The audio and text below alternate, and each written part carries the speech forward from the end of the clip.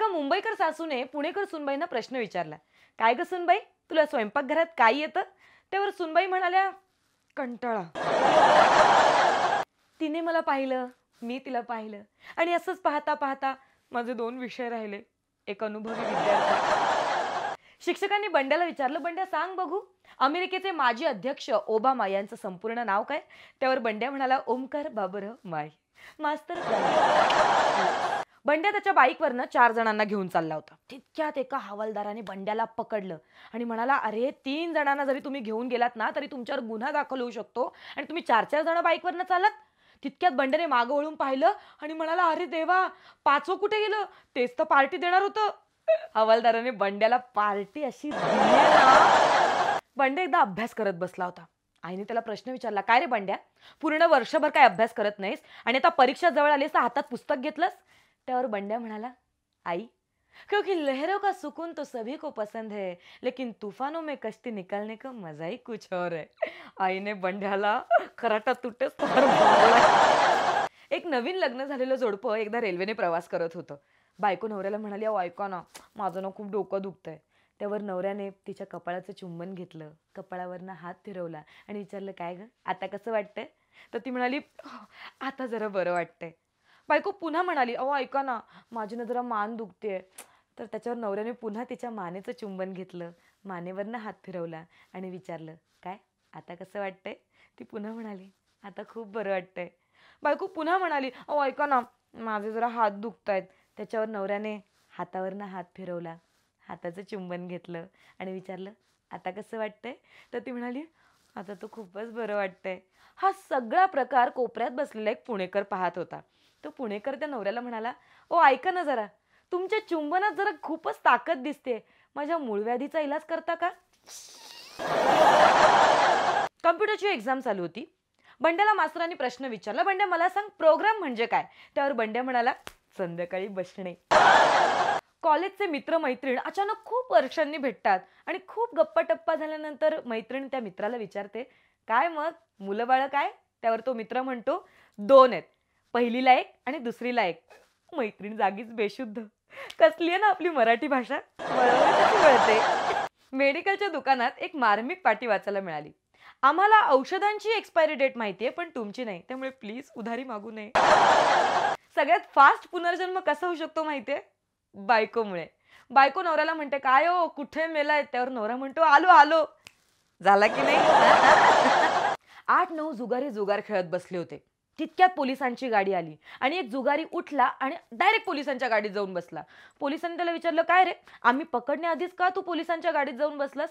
त्यावर तो म्हणाला, मागच्या वेळेस साहेब तुम्ही पकडलं होतं तेव्हा मला उभं राहून जावं लागलं होतं. जेवण झाल्यावर बायकोने नवऱ्याला म्हटलं, बदला लुंगी.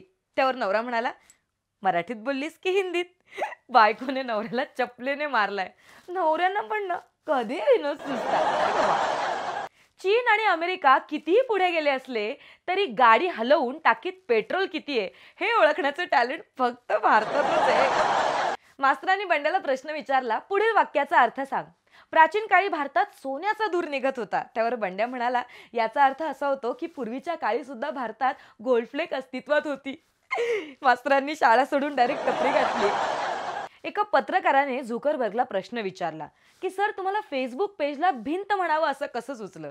त्यावर झुकरबर्ग सर म्हणाले की माझी आजी एकदा कोकणात गेली होती तेव्हा तिने एक म्हण ऐकली, रिकामा न्हावी भिंतीला तुंबड्या लावी. तेव्हा रात्री भूताची मालिका बघून झाल्यावर बायको आपल्या नवऱ्याला म्हणते, अहो ऐका ना, जरा माझ्याकडे तोंड करून झोपा ना, मला खूप भीती वाटते. त्यावर नवरा म्हणतो, म्हणजे मी भिवून मरतो. एक पोरगा आपल्या बापाला म्हणतो, पप्पा मला जर परीक्षेत 90% मिळाले तर काय होईल बरं? त्यावर बाप म्हणतो, मी आनंदाने येडा होईन. त्याच्यावर पोरगा म्हणतो, मला वाटलंच होतं म्हणूनच मी नापास झालो. तुम्ही येडे झाले तर मग आम्हाला कोण पोचतं? मराठी बायका कधी कोणाला पिकवतील याचा काही नेम नाही. 2 बायका आंब्याच्या झाडाखाली उभ्या राहून खूप गप्पा मारत होत्या. जवळपास 2 तास गप्पा मारत होत्या. अचानक एक पिकलेला आंबा टपकला. तर पहिली दुसरीला म्हणाली, अगं बाई, आता तर काय आंब्याचा सीझन नाही, मग असा अचानक कसा टपकला? त्यावर तो आंबा म्हणाला, पिकलो पिकलो, तुमच्या गप्पा ऐकून मी पिकलो. आई म्हणते आपल्या बाळाला, बाळ तू खूप मोठा हो. तर बाळ म्हणतो, हो आई, मी इतका मोठा होईन की पोस्टाच्या तिकिटावर माझा फोटो येईल. त्यावर आई म्हणते, "नाही, नाही बाळा, इतकाही मोठा होऊ नको, कारण लोक मागून थुका लावतात आणि पुढून बुक्क्या मारतात." शाळेना झाला का बे? हे कुठल्याही जर्मन स्त्रीचं नाव नाहीये. हे मला नागपुरात गेल्यावर कळलं. फिजिक्सच्या नियमानुसार कोणतीही वस्तू उचलण्यापेक्षा ढकलणं सोपं असतं. उदाहरणार्थ जबाबदारी. बायको नवऱ्याला फोन करते आणि म्हणते, "अहो ऐका ना, मी जरा बाजारात आली आहे. तुम्हाला काही हवंय का?" त्यावर नवरा म्हणतो, "हो. मला माझ्या जीवनाला अर्थ हवाय. माझ्या जीवनात मला शांती हवी आहे. मला माझं अस्तित्व शोधून काढायचंय." त्यावर बायको म्हणते, "बरं, बरं. कुठले आणू? नंबर 1 की ब्लेंडर?" एक मुलगी ज्योतिषाकडे जाते आणि त्यांना विचारते, "गुरुजी, माझे 2 बॉयफ्रेंड आहेत. मला सांगा ना, कोणाशी माझं लग्न होईल? कोण असेल तो नशीबवान?" तेव्हा गुरुजी त्या मुलीला म्हणतात, "पहिल्याशी तुझं लग्न होईल आणि दुसरा नशीबवान असेल." 70 वर्षांची आजी पाय दुखतात म्हणून डॉक्टरांकडे जाते. डॉक्टर म्हणतात, "आजी, तुम्ही काही टेन्शन घेऊ नका. मी तुम्हाला असं औषध देतो ना, की तुम्ही पुन्हा जवान व्हाल." त्यावर आजीबाई म्हणतात, "काय रे, मुर्दा बशिवला तुझा? हां, मला परत जवान करून माझी पेन्शन बंद करतोयस होय?" एक जावई तणतण करत आपल्या बायकोला सासूरवाडीला घेऊन जातो. चिडचिड झालेल्या जावयाला सासरेबुवा विचारतात, "काय हो? एवढी अनमोल हिऱ्यासारखी करोडोंची मुलगी मी तुम्हाला दिली." त्याच्यावर जावई बापू म्हणतात, "नाही, ते सगळं ठीक आहे. पण आता कितीत परत घेताय ते बोला." हल्लीचे पालक मुलांना गरमीचा त्रास होऊ नये म्हणून त्यांना शिमला, कुलू मनाली, नैनिताल, महाबळेश्वर अशा थंड हवेच्या ठिकाणी फिरून आणतात. पण आमच्या वेळी आमचे पालक गरम होतं म्हणून डायरेक्ट टक्कल करून आणायचे. गावाकडच्या शाळेत एकदा वर्ग चालू होता. शिक्षकांनी मुलांना प्रश्न विचारला, "मुलांनो, मला सांगा, शौचालयाचे फायदे काय?" त्यावर गण्याने हात वर केला आणि म्हणाला, "घरापासून लांब जावं लागत नाही." गुरुजी म्हणाले, "वा वा, मस्त, शाब्बास, आणखीन?" त्यावर गण्या म्हणाला, "पुढे पुढे सरकावं लागत नाही." एकदा पाटलांकडे त्यांचे 2 मित्र गेले. पाटलांनी लगेच बंदूक काढली आणि 2 वेळा हवेत गोळीबार केला. मित्रांनी विचारलं, "पाटील, हे काय होतं?" त्यावर पाटील म्हणाले, "काही नाही, चौकातल्या हॉटेलवाल्याकडे 2 चहाची ऑर्डर केली आहे." मित्र म्हणाले, "वाह, क्या बात है." तितक्यात अचानक चौकातल्या हॉटेलवाल्याने 4 तोफांचे बार काढले. मित्र म्हणाले, "पाटील, आता हे काय होतं?" त्यावर पाटील म्हणाले, "काही नाही, हरामखोर म्हणतोय आधीच्या चहाची उधारी चुकती करा."